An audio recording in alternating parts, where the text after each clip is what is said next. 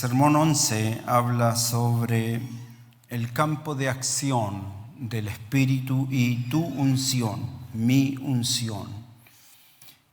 Y hay una lectura que es bastante específica en el desarrollo de esta acción y está en el Evangelio de Lucas, capítulo 4, versos 18. Puede leer incluso hasta el 28 para redondear bien la idea, porque se va a encontrar con sorpresas que son bastante interesantes. Lo voy a decir acá, lo enseñé recién en la clase de los nuevos miembros, porque hay cosas que son significativas y las cuales todos debemos de corregir.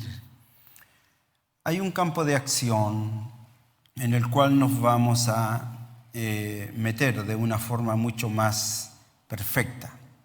Mateo 28 nos ha dado durante todo el tiempo de nuestra existencia de personas salvadas, nos ha dado una pauta bastante interesante. Hicimos una serie nosotros sobre el evangelismo, el mandamiento no cumplido. Y no es un dedo acusador a nadie, es más bien una experiencia de hacernos siempre evaluaciones, que es lo que nos corresponde hacer, evaluarnos. El apóstol dice, mirad pues con diligencia cómo viven, cómo andan. Si andan como sabios, si andan como necios, evalúense. Es tiempo de hacerlo debido a que llegará el momento cuando ya será demasiado tarde. Ahora es el tiempo de hacer evaluaciones. 28 nos viene diciendo desde hace mucho tiempo el tema de la Gran Comisión.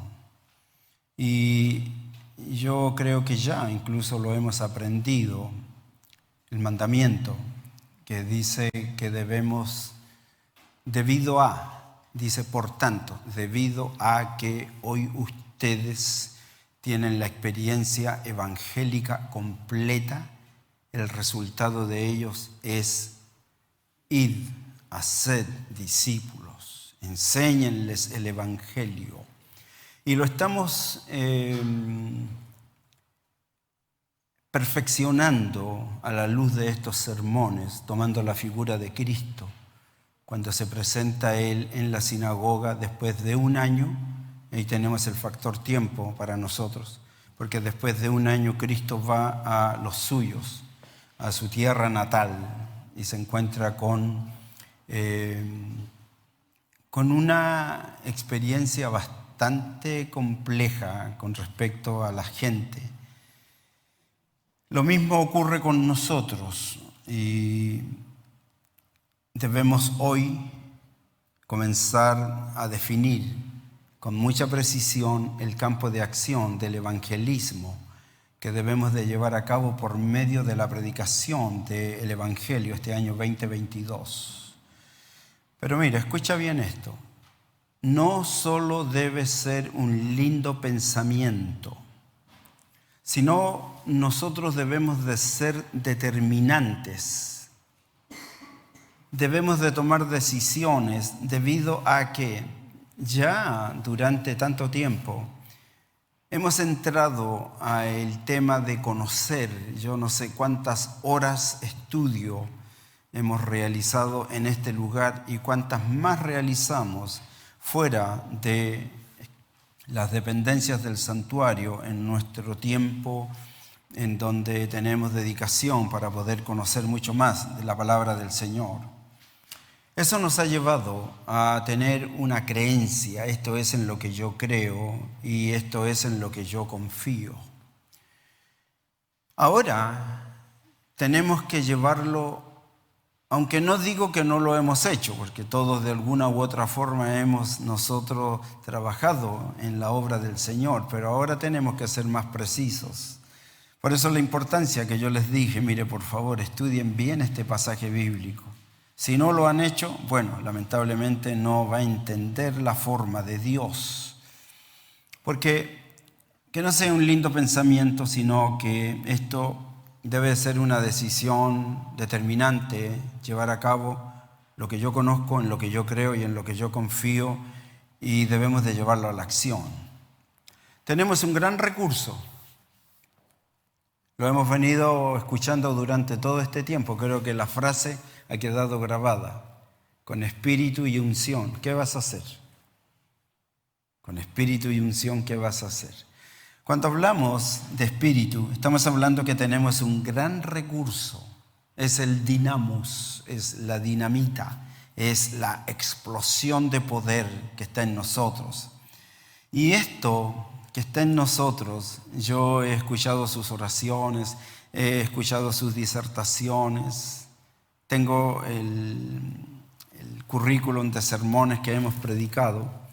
Y entonces, con este recurso que nosotros tenemos, que es el dinamos, el poder de Dios, lo que nosotros tenemos que creer en forma categórica es que esto nos guía, nos lleva por el lugar preciso, nos guía a la verdad y nos lleva a la justicia. Y Él, según lo enseña la Escritura, en la Gran Comisión, Él dice que nunca nos va a dejar, que Él estará con nosotros hasta el final, todos los siglos. Es decir, no hay ningún momento que no esté con nosotros, porque si somos salvados, el Espíritu del Señor vive en nosotros. Vaya aprendiendo los recursos. Hemos estado analizando este pasaje y el verso 14, si usted lo miró con precisión, el capítulo 4 estoy diciendo, allí dice algo que se cuenta como una biografía. De hecho, los evangelios son sermones biográficos. Allí dice claramente, hablando de Jesús, nuestro Salvador y hoy Señor de nuestras vidas. Él dice, Jesús volvió al lugar de donde Él era. Jesús volvió de la tentación. Jesús volvió para insertarse en la sociedad de la Palestina, la Galilea, la Nazaret, y ahora va con su gente. Y dice que Él volvió con algo que les acabo de describir. Él volvió en el poder del Espíritu a Galilea. Y cosa curiosa, con el poder del Espíritu, haciendo la obra de Dios, lo que ocurrió fue que su fama se extendió, se difundió por toda la tierra de alrededor, toda la tierra. Mira alguna vez un mapa y va a ver la cantidad de ciudades que están allí. En los lugares se escuchaban de un hombre llamado Jesús. Él mismo recorría las aldeas, recorría las ciudades y en cada lugar hacía cosas que eran magníficas. Aplicado a nosotros, y esto es lo que debemos de creer, nosotros también debemos ir a hacer la obra que Él nos ha encomendado con el poder de Dios que está en nosotros. Recuerda la pregunta, con espíritu y unción, ¿qué es lo que vas a hacer? Bueno, tenemos el Espíritu, que es poder de Dios, y lo que vamos a hacer y lo que debemos de hacer siempre es enfrentar al enemigo. Y ahí viene toda una descripción del enemigo. El enemigo para nosotros es el mundo, el demonio y nuestra propia carne. Y el más peligroso de todos es la carne. Es la carne. Y entonces, por eso la descripción del poder de Dios que está en nosotros. Con el poder de Dios debemos de enfrentar al enemigo que tiene a las almas atrapadas. Escuche bien, no puedo definir todas las palabras, pero las almas, usted sabe, la alma es el lugar donde residen emociones, sentimientos, razonamientos. Es decir, estoy diciendo que el enemigo tiene atrapado a la gente con problemas emocionales, con problemas sentimentales, con problemas conductuales, en una enorme depresión. Los miedos son pero agobiantes. La gente no sabe qué hacer. Bueno, eso es el enemigo que tiene atrapadas a las almas. Pero no solamente las tiene atrapadas, sino que Él las está llevando. y las está arrastrando en una larga fila de gente que va engrillada, maltratados, heridos, abandonados. Los está llevando a el lugar que fue creado para él. Y entonces allí es donde nosotros debemos de hacer un análisis, es decir, mirar aquello que está ocurriendo, no solo con el mundo, porque cuando nosotros miramos bien, ¿quiénes van en la larga fila de esclavos? Note bien, por favor, tenga un poquito de imaginación. Piense usted a este monstruo malo, enemigo público número 1, asesino, mentiroso, que lleva una larga fila de gente, atrapados ellos, engrillados por todos lados. Y entonces van en una larga fila de esclavos. Pero déjame decirte una cosa, si miras con mucha precisión, ¿sabes a quién vas a ver allí? Tu mamá. Allí va tu papá. Allí van tus hermanos. Allí van tus hijos. Allí va tu abuelito, allí va tu abuelita, allí van tus tíos. Allí van tus sobrinos, allí van tus amigos. Todos van en esta larga fila. Y cuando uno logra mirar aquello, la pregunta es, ¿qué vas a hacer? ¿Qué vas a hacer con las personas que van allí engrillados? Incluso estaba yo pensando que hay muchos de nuestros parientes que están allí en iglesias donde no les predican el evangelio. Allí están. Iglesias con pastores que lamentablemente, según lo enseña el libro de Apocalipsis, en la iglesia de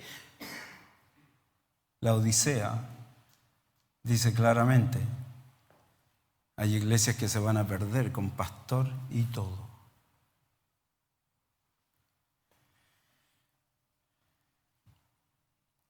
Si tú analizaste bien este pasaje y aplicaste reglas hermenéuticas, que es lo que he venido pidiendo, no yo, el Espíritu del Señor. Si tú analizas bien en este pasaje, recuerda tú que el ministerio de Cristo ya llevaba 1 año en ejercicio y él había vivido experiencias que son bastante importantes conocerlas.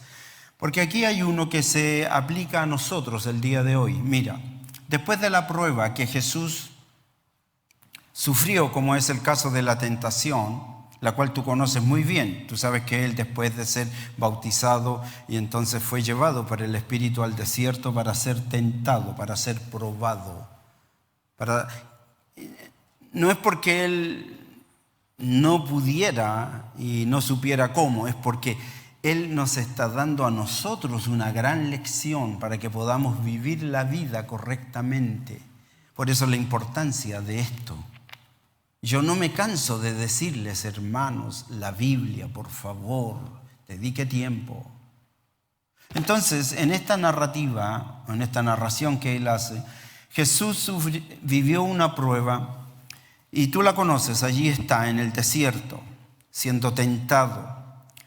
Pero mira qué interesante, Jesús salió fortalecido de la prueba que vivió. Jesús no perdió la visión. Jesús, su defensa, la defensa ante la tentación fue citar la palabra del Señor.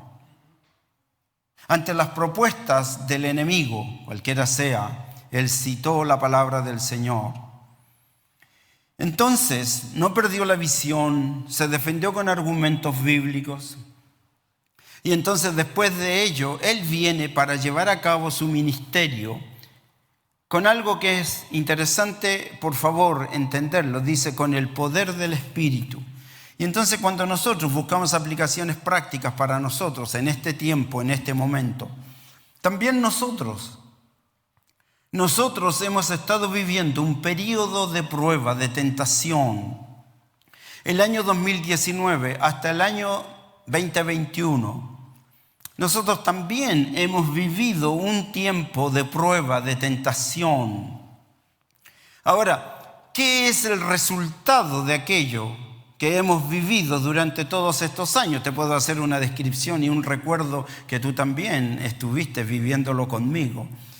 Nosotros estuvimos aquí, nosotros no estuvimos aquí, nosotros predicamos vía internet, nosotros estuvimos allá, después estuvimos en ese otro rincón y un montón de cosas nos ocurrieron durante estos años. Algunos nos enfermamos, unos estuvieron más graves, otros estuvieron menos graves. Todo un tiempo de prueba. Ahora, la pregunta es esta. Después de todo este periodo de prueba, ¿hemos sido fortalecidos o nuestra fe ha menguado? Santiago dice algo bien interesante que debemos de conocer. Dice, la prueba de nuestra fe. La prueba de nuestra fe produce, ¿qué produce? Produce paciencia. Hoy miramos nosotros los cristianos, miramos a la humanidad como personas que tienen profundas necesidades y ellos no tienen paz, no han logrado posicionarse y no tienen esperanza, lo cual nosotros sí tenemos.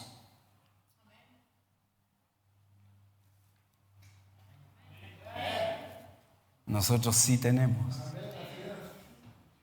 Nosotros tenemos fe y tenemos esperanza. Entonces tú debes de saber esto. Escúchame con atención.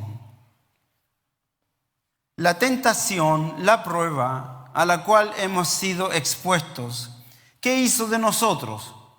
De nosotros hizo mejores cristianos. Porque la prueba promueve en los cristianos dos cosas. La prueba que hemos vivido durante todo este tiempo, y quiero que lo asocies por favor, por eso que he dado énfasis y he sido muy categórico en decir Jesús comenzó su ministerio hace un año atrás y ahora viene y va a enfrentar a su ciudad natal, a su gente que lo conoce, y es un gran proyecto para nosotros como iglesia tomar lo que dice la Escritura, la experiencia de Jesús y enfocarnos. Después de todo este periodo, ahora hay una gran necesidad y aquí está bien descrita, son nuestros sermones que estamos trabajando. Pero durante este periodo de prueba, la tentación a la cual hemos estado expuestos, a ellos de nosotros, dos cosas. Promovió y formó el carácter y lo fortaleció. Amén. Promovió y fortaleció mi carácter. Soy diferente. Me llevó por terrenos donde tuve yo no que correr asustado, sino que tuve que tener la fe que tuvo un hombre como Eliseo, de que no importa que esté rodeado de tantos enemigos, yo sé que el Señor está con nosotros porque son más los que están conmigo que los que están con ellos. No, pues yo lo creo firmemente. No me produce ningún temor, absolutamente nada. Mi fe, mi carácter salió fortalecido. Porque también esta misma prueba, esta misma tentación, prueba, hizo de personas, los hizo hoy más temerosos, los hizo más miedosos y los hizo más cobardes. Hay muchos casos en la palabra del Señor que refrendan lo que estoy diciendo. Hay personas que han tenido un estatus de dignidad muy alto, en medio del pueblo de Dios, y en el momento de la prueba ha hecho de ellos miedosos, timoratos, cobardes. ¿Quieres ver un ejemplo bíblico?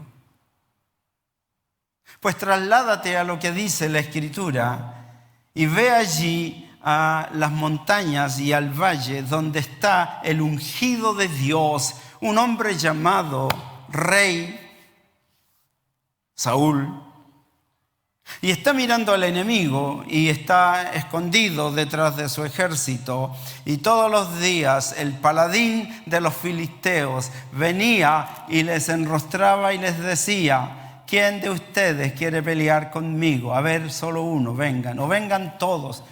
El rey de Israel estaba escondido porque ante la prueba, ante la tempestad, se asustó. Se puso miedoso. Hay muchos ejemplos de lo que te estoy diciendo. Mira, escucha este ejemplo, es muy práctico para evaluarnos y para medir en nosotros nuestros grados de fe. ¿Por qué? Debemos de evaluarnos, siempre debemos de estar haciendo una evaluación. Cada mañana al despertar, al mediodía, por la noche, debemos de estar considerando nuestra vida. El apóstol, es muy importante lo que él dice. El apóstol Pablo nos hace un llamado de atención, es un presente imperativo constante. Dice: mirad pues cómo andan. ¿Andan como sabios o andan como necios en la vida? Entonces debemos de evaluar nuestra condición para saber esto. Evaluémonos para saber si haremos la obra de Dios o no haremos la obra de Dios. La pregunta con respecto a lo que somos es muy interesante. Busqué un ejemplo, lo encontré, que nos da una gran lección. La pregunta es esta: ¿cuál de los dos materiales somos? ¿Somos cera o somos barro? Porque si usted toma un pedazo de cera y lo expone al sol, lo que usted va a notar es que el pedazo de cera se derrite. Está diciendo, fue expuesto al rigor, a la prueba, a la circunstancia difícil. ¿Y qué fue lo que pasó? Se deshizo, se doblegó y renunció, abandonando el proyecto. Si usted toma un pedazo de greda o de barro y lo expone al sol, usted va a notar que el pedazo de barro o de greda con el sol se endurece, es decir, frente a las circunstancias, frente a los eventos, frente a las cosas que le toca vivir, frente a las noticias que escucha, lo que ocurre es que se hace fuerte, consistente y valiente. Mira qué curioso. Todos hemos sido expuestos al mismo sol. Para todos, las experiencias que hemos vivido son las mismas. Hemos vivido al mismo tiempo, son las mismas circunstancias. Por un lado, derrite la cera, por otro lado, endurece la greda o el barro. Hay muchos que en circunstancias como esta, y yo apelo nuevamente a que las personas deben de conocer la palabra del Señor para que el Espíritu Santo de Dios les recuerde todas las bendiciones que hay en el libro sagrado. ¿Por qué? Porque cuando uno conoce la palabra del Señor y está frente a una circunstancia, el libro, la Biblia, la enseñanza dice lo siguiente, y esto te da seguridad para poder enfrentar las circunstancias, los eventos, cualquier cosa que venga. Dice claramente, dice: si pasas por el fuego no arderá en ti. Y si pasas por las aguas no te van a anegar.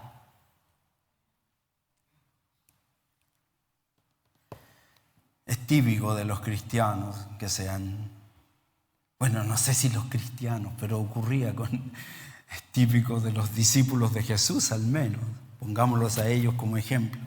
Los discípulos de Jesús tenían una cosa mala, muy mala. De hecho, en el momento más difícil de la vida de su maestro, ellos abandonaron, se fueron, no les importó.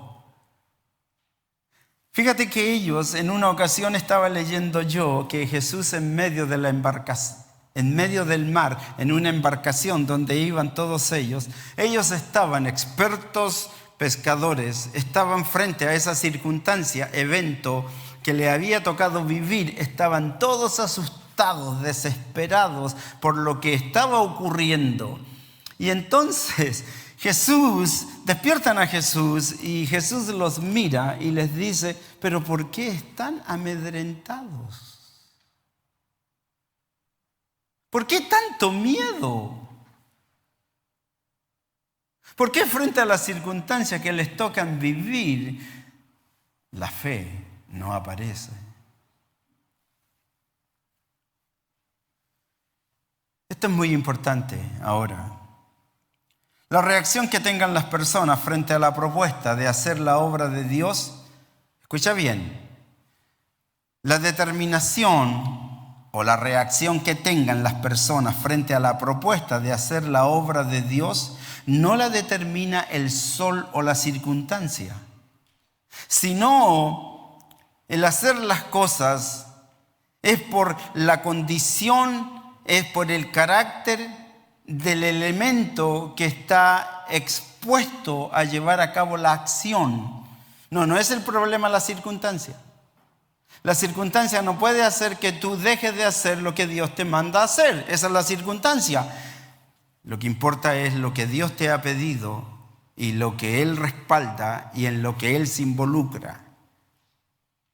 Si tú miras ejemplos, y yo te animo a que los mires, a mí me encanta el ejemplo que lo hemos citado y enseñado acá, el ejemplo de Daniel. A Daniel, la orden bíblica de él, su vida de fe era que él tenía que orar al verdadero Dios de la nación de Israel. Y cada día él se postraba, abría la ventana y a vista y paciencia de todos oraba y todos lo veían. Sus enemigos inventaron toda una estratagema para que lo maten. Y él, cuando salió el edicto, y el edicto era un edicto muy serio, en donde estaba contemplado allí, le hicieron poner el anillo al rey para que lo selle y que nadie viole esa orden. No, él dijo, yo tengo convicciones, yo vivo la vida por valores, yo conozco mi fe, por lo tanto, ningún edicto que haga el juez va a impedir que yo ore. ¿Oró? ¿Conocen el resultado? A los leones. Solo que si es cera se va a derretir, si es barro se va a endurecer. ¿Quiere más ejemplos?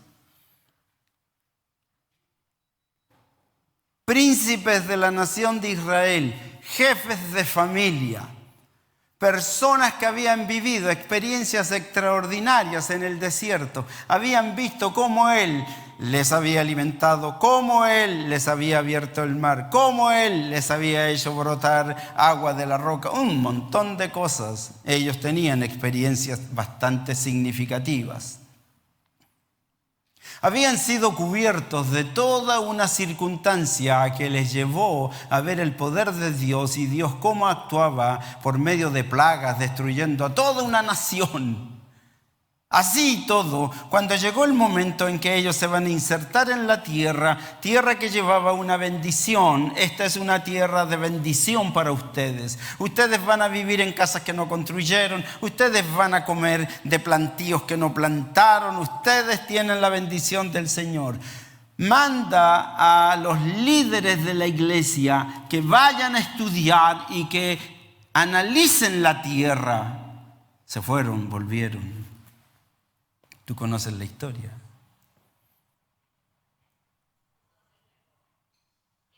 Le dijeron a la gente, le dijeron a la iglesia,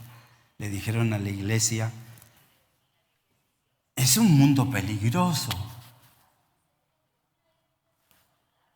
Hay ciudades que son, pero nunca hemos visto todas estas cosas, edictos, leyes que se están dictando. Todas estas cosas van en contra de nosotros, el matrimonio, la familia, nuestros hijos. Es un mundo peligroso. Solamente dos de ellos. Dos de ellos dijeron, sigamos adelante. Vamos.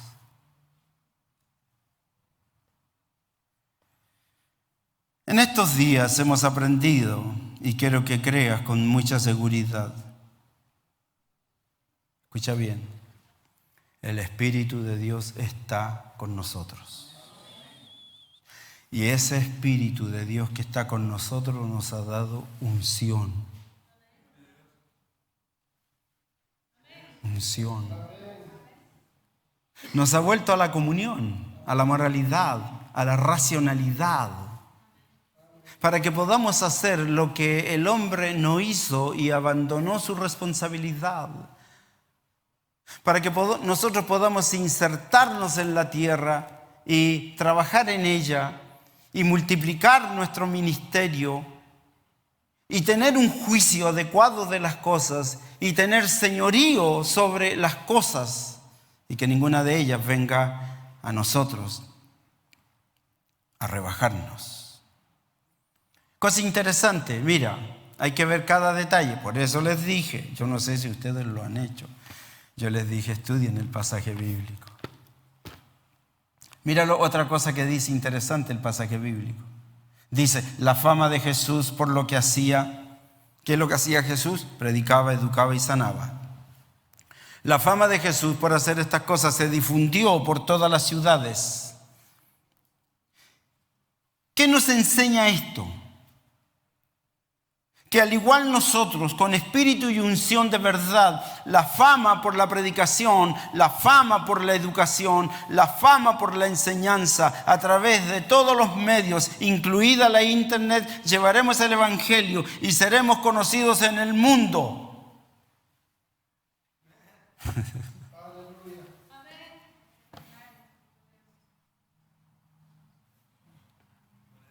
Parece que no quieren ustedes.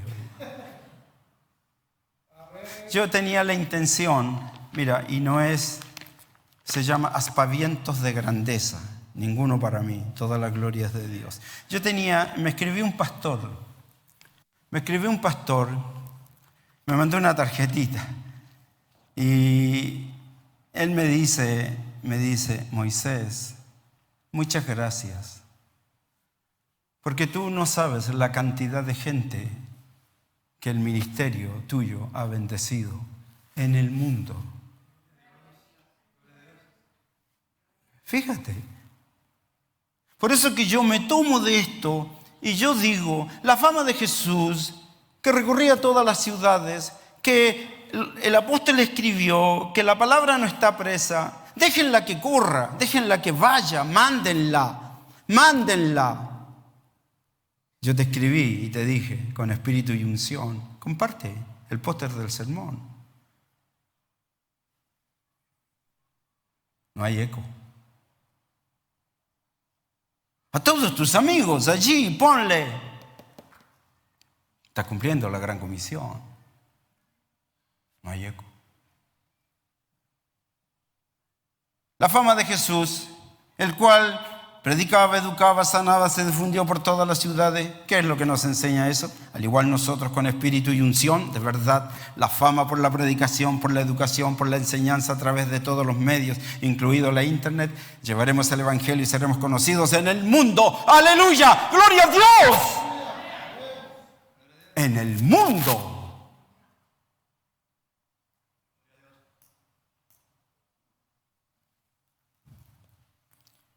La fama se hizo, se hará más grande por los programas que por la gracia de Dios nos permite hacer. ¿Escuchó lo que dije? Dije, los programas que hacemos, porque usted y yo los hacemos. Pero considere esto, muy importante poner equilibrio, tengo que hacerlo. Es muy importante poner equilibrio porque antes de sentirse famoso, admirado, lo cual es grandeza, es poder, sin embargo la fama, la grandeza, el poder según Dios, no es lo que el mundo ofrece, no es lo que Satanás ofrece. Por eso que miramos la tentación, él le ofrece a Jesús y le dice, mira, si tú te rindes a mí, si tú sigues mis preceptos, mis mandamientos, mis consejos, mira, todo el mundo se te va a rendir si postrado me adoras. Por eso que tengo que decir que la fama según el mundo es poder, riqueza, pero la fama según Dios es obediencia a la palabra del Señor. Obediencia a la palabra del Señor. A lo que la palabra enseña. lo que el Espíritu nos pide. Permítame hablar sobre el campo de acción, que es lo que dice aquí Jesús. Él entró a la sinagoga, le pasaron el libro para leer, el escrito, y él se presenta, al igual que nosotros, dice: mira, el Espíritu del Señor está sobre mí. Yo digo hoy, en el siglo XXI, pasado muchos siglos después de que él lo dijo, yo digo también ahora, digo, el Espíritu del Señor está sobre mí. ¿Puede usted decir eso? El Espíritu del Señor está sobre mí. Él me ungió. ¿Para qué me ungió? Para esto. Primera cosa, me ungió para llevar el Evangelio, dice, para anunciar el Evangelio a los pobres. Ese es el campo de acción. Ahora, tenemos que definir todo esto. Campo de acción, predicar las buenas nuevas a los pobres. Como ya tú escuchaste, el Evangelio dice claramente, Jerusalén, hemos estado trabajando años en nuestra Jerusalén. Ahora Él nos pide, y me llamó mucho la atención, no lo había notado antes. Él dice, Jerusalén, y dice, lleva el Evangelio, llévalo a toda Judea, toda. No solamente a una parte, llévalo a toda Judea. Sigue avanzando en tu proyecto, vete a Samaria, y que nada te quede como limitado, sino que continúa más allá y ve y ocupa hasta lo último de la tierra. Hasta lo último de la tierra. ¿Cómo lo vas a hacer? Tienes tantos medios para hacerlo. Tienes la televisión, la radio, el Facebook, el Instagram, Skype. Ahora apareció Telegram. Pero aquí aparece algo que es muy importante entenderlo. Hoy yo lo estuve explicando con aquellos que van a entrar a ser nuevos miembros. Dice que al mencionar que debemos predicar el Evangelio surge la pregunta. Además es obvio, dice, bueno, ¿qué es el Evangelio? Tenemos que definir eso, ¿qué es el Evangelio? El Evangelio, para que tú sepas, no es tu testimonio personal. No es tu testimonio personal. Aunque tu testimonio es bueno y estamos llamados a contar las grandezas de Dios en nuestra vida, como por ejemplo dice, yo antes estaba ciego y ahora veo. Yo antes era una persona que tenía todas estas características, de todas ellas me perdonó. Y entonces el testimonio es importante, pero el testimonio, mire, y aquí viene algo que es muy interesante entenderlo. Yo he escuchado tantas versiones sobre esto. El testimonio es el pre-evangelio. Es el pre-evangelio. Es como lo previo a lo que yo tengo que hacer. Y hay personas que lamentablemente, cuando se presentan para predicar el Evangelio, entonces la persona lo mira con desdén, lo mira con... ¿Tú me vas a hablar de que el Evangelio enseña que hay que ser honesto, sincero, justo? A ver, déjame ver bien que me está predicando. Le contaba yo a los hermanos la experiencia de un grupo de familia, porque era toda una familia, que el día domingo estaba parado ahí en las esquinas de la ciudad y estaban todos cantando.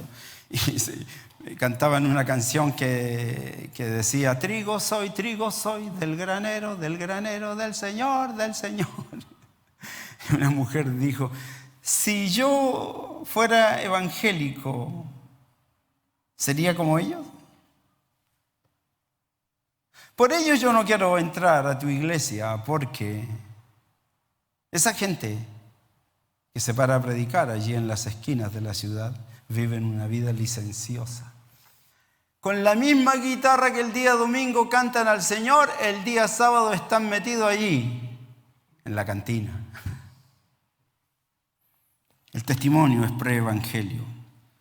El discurso en el cual dicen que Dios ama a las personas incondicionalmente y le dicen que Dios tiene un plan maravilloso para su vida, y para ello levanta tu mano, repite conmigo, cuidado con ello, porque eso no es evangelio, sino todo ello que ha ocurrido en nosotros es el resultado del evangelio. Quiero que me entiendas bien, Porque mira lo que dice acá. Aquí dice claramente, con el espíritu y la unción debemos de predicar el evangelio a los pobres. Entonces, el evangelio, para que todos entendamos, el evangelio es el Nuevo Testamento, es todo sobre Jesús, su persona, quién es Él, cuál es su obra, lo que Él hizo. Eso es evangelio. A mí me llamó mucho la atención lo que escribió el señor R.C. Sproul, uno de los grandes teólogos, cuenta lo siguiente, y fíjate que esto viene a cambiar la manera de pensar de todos nosotros, porque hay gente que piensa que el evangelio es contar tu testimonio. No, eso es pre-evangelio. Lo que vas a tener que enseñar a la gente es el evangelio. Sproul cuenta lo siguiente. Dice que en sus clases de doctorado para los alumnos en el seminario, él les hacía la pregunta a estas personas que venían de estudios previos y durante 5 años habían vivido la vida pastoral. Y frente a ellos, con su tiza en la mano, les preguntaba: ¿cuántos de ustedes fueron ordenados para predicar el evangelio? Todos decían: yo. Y él les preguntaba: díganme ahora, por favor, ustedes los llamados a predicar el evangelio, díganme, ¿qué es el evangelio? Curioso. La estadística dice que ninguno era capaz de dar una definición correcta sobre lo que es el evangelio. Todos decían ambigüedades de lo que es el evangelio. Puede perdonar mis pecados, el evangelio cambia la vida. Pero esos son los resultados del evangelio. Y ahí él les invitaba, primera clase a los cuales los invitaba. Muy bien, vamos a tener todos una lectura sobre el libro de los Hechos, porque allí vas a poder saber lo que es el evangelio. Déjame decirte lo que es el evangelio. Mira, que no se te olvide, por favor. Porque somos llamados a eso. Dice: el Espíritu del Señor está sobre mí, me ha ungido y me ha mandado a anunciar el evangelio. Y anunciar el evangelio, y el evangelio tiene que ser conjugable con mi testimonio. Conjugable con mi testimonio. Yo no puedo presentarme delante de la gente a enseñarles algo que yo no vivo, que yo no soy, que yo no comprendo, que yo no entiendo. Yo tengo que presentarme delante de las personas porque yo soy el testimonio vivo del evangelio. Si no, no. Ese es el gran error que existe en la evangelización. El evangelio es todo sobre Jesús. Su nacimiento conforme a las Escrituras, que vivió una vida sin pecados, que murió una muerte expiatoria en la cruz, que fue resucitado de entre los muertos, que fue llevado al cielo en gloria para ser coronado rey, que asumió como sumo sacerdote, que está intercediendo por nosotros todos los días y que vendrá nuevamente por su iglesia para traer la plenitud de su reino. Eso es evangelio. Fíjate que el Señor nos ha ido preparando de una forma que ojalá ustedes la estén notando. Nuestra Navidad nos contó qué es la verdadera Navidad. Y allí vimos la creación, vimos los pactos, y allí entramos a el nacimiento, y allí vimos su sacrificio, y vimos su resurrección. Eso es evangelio. Es de lo que tenemos que hablar. Y cuando hablamos el evangelio, entonces la palabra del Señor en la vida de las personas nunca vuelve vacía. Déjame contarte lo que yo sé, conozco, entiendo. Mira, esto es el evangelio. El evangelio es... Y comienzas a narrar todo lo que sabes de la creación y comienzas a contar de cómo el ser humano desobedeció y se hizo merecedor del castigo de Dios por su desobediencia, y Él quería que volvieran rápidamente para poder seguirles bendiciendo y fructifiquen y se multipliquen y señoreen y sojuzguen, y estableció una comunidad, se llama matrimonio, y en esto tienes que vivir de esta forma, y el hombre siguió viviendo inadecuadamente, pero Él va tras el hombre y establece una idea y les predica por 940 y tantos años, y no quisieron entender, y el mensaje era preciso, claro: mira, viene un diluvio a la tierra. No quisieron, y se perdió toda una generación. Ese es evangelio.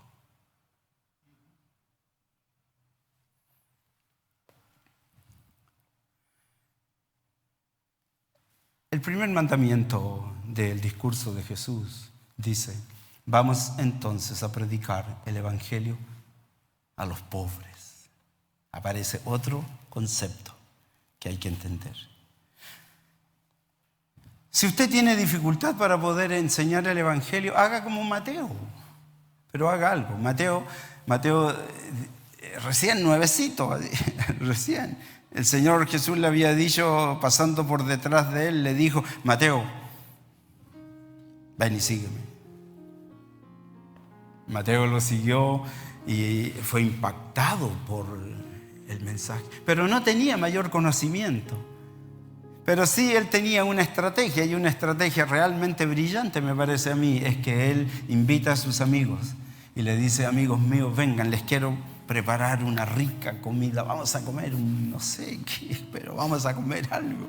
Pero ese día, cuando estaban allí, entonces aparece Jesús y le dice: amigos, la razón por la cual yo les invité a que vengan a mi casa es porque quiero presentarles el evangelio.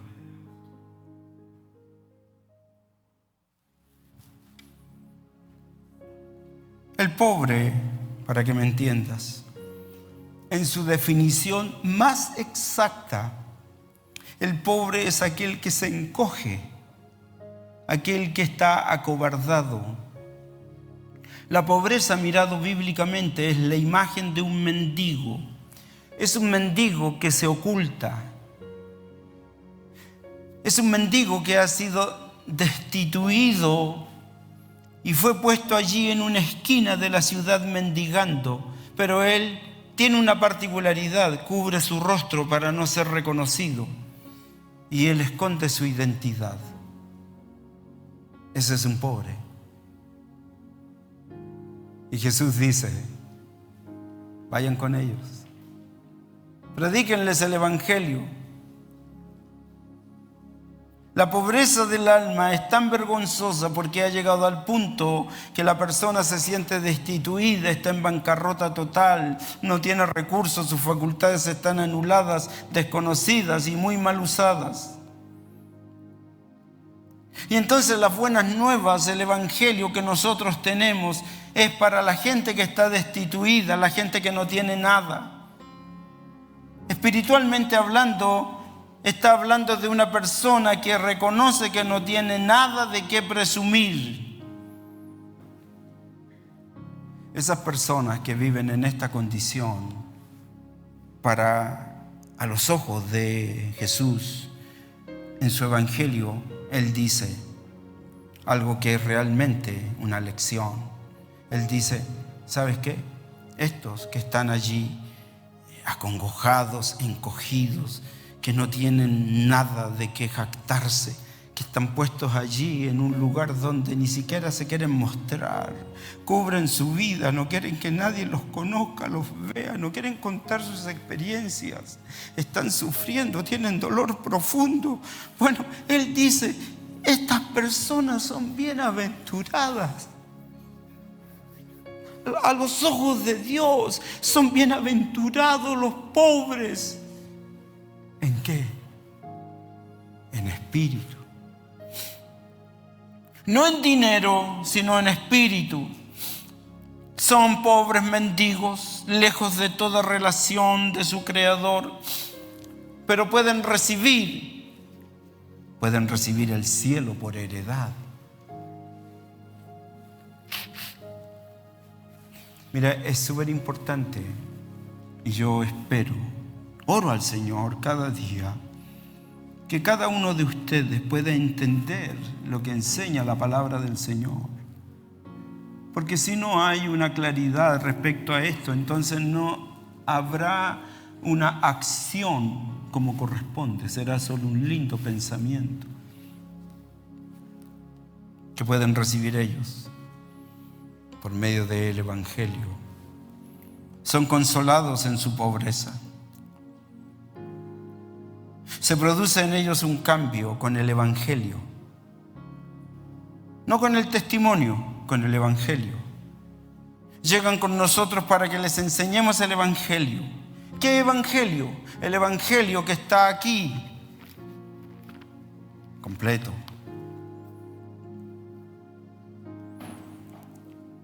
Cristo nació, predicó, murió, está a la diestra del Padre, nuestro sumo sacerdote. Está intercediendo, vendrá por su iglesia. Eso es Evangelio. Esto te va a ayudar a entender tu trabajo. La mayoría de la gente piensa de esta manera. De la misma manera que pensaba incluso, es una definición en su sentido más estricto, un pastor de una iglesia al cual fue Juan, mandado por Jesús con el Espíritu y la unción, va con él y le pregunta, simplemente esto, simplemente es esto. Le hace una pregunta que es muy simple. Le dice al pobre, le dice, dime tú, ¿quién eres? Interesante pregunta para comenzar el evangelismo. Cuéntame tú, ¿quién eres? Seguramente la persona te va a decir un sinnúmero de cosas que no tienen ninguna relación con lo que verdaderamente es.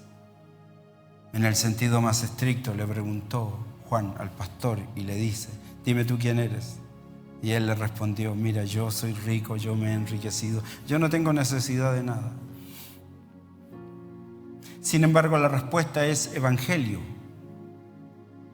El evangelio dice lo siguiente, dice que allá en la historia de la humanidad, aquellos que eran ricos, poderosos, toda comunión, de pronto, debido a la desobediencia a lo que enseña la palabra del Señor, se transformaron en pobres y comenzaron a deambular por la vida y se hicieron tan miserables. Y llegas a la carta del apóstol Pablo a los romanos para decirle la degradación del género humano.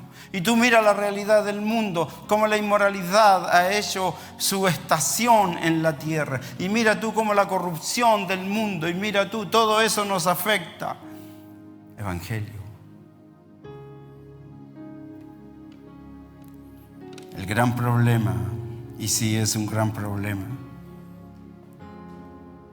es este. Cuando tú le predicas el evangelio a la gente, llega un punto en donde las personas saben que están en una posición que es muy peligrosa. ¿Cuál es la posición? La posición es que el no conocer, el no creer en el evangelio te pone en una posición en donde definitivamente cualquiera de estos momentos, tal vez hoy, tal vez mañana, pero llegará el momento que a todos nos va a llegar, es la muerte. Y cuando llega la muerte, dime tú, ¿qué respuesta tienes?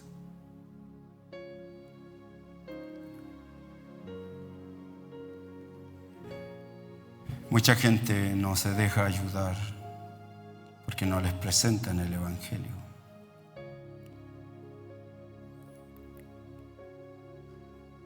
Durante estos días hemos estado leyendo el Salmo 107. ¿Lo leyó usted?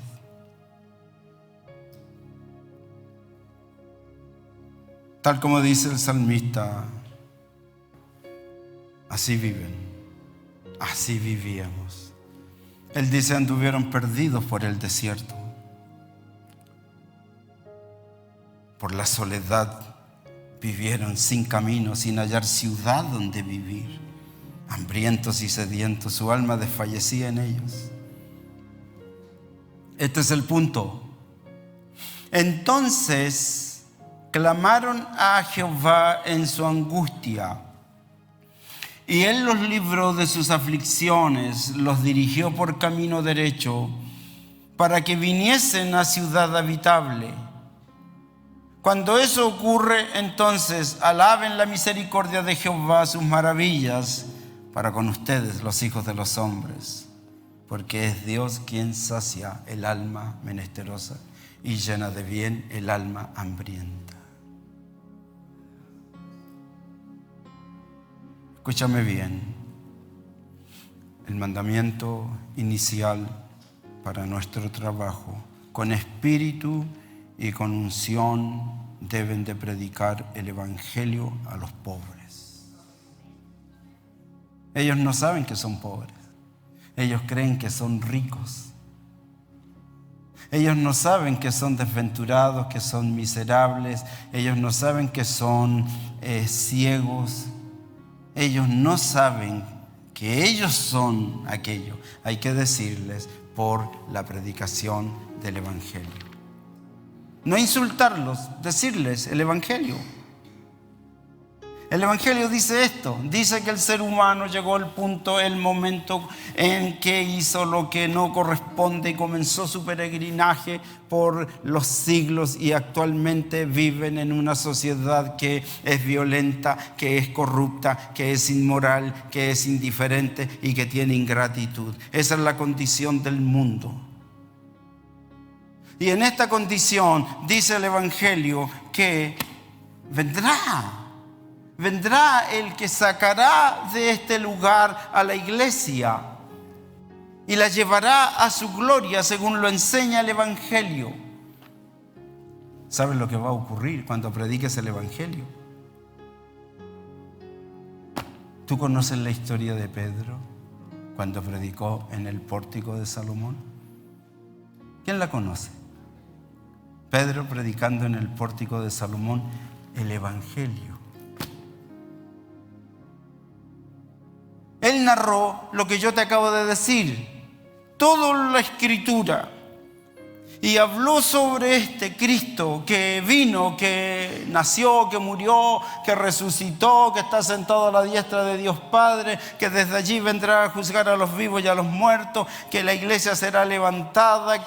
Todo les predicó Pedro en el pórtico de Salomón. ¿Sabes qué? Que cuando tú predicas el evangelio, estas personas que no tienen nada, que están allí puestos como en una esquina, incluso su rostro cubierto para que no vean su identidad de pobreza, cuando escuchan el evangelio en ese pórtico de Salomón, ellos dijeron, todos a una voz dijeron, ¿qué haremos? Puedes leerlo, Hechos de los Apóstoles. ¿Qué haremos? ¿Y sabes lo que le responde Pedro? Él les dice, bautícense, bautícense. Y crean en el Señor Jesucristo, a quien predicamos, para que venga a tu vida tiempo de refrigerio, venga tiempo grato, agradable. Y junto con eso será enviado Jesucristo, a quien nosotros predicamos. Evangelio. El mandamiento es ese. El Espíritu del Señor está sobre mí. Me ha enviado con la unción para predicar el Evangelio a los pobres. Que el Señor les bendiga. Vamos a orar.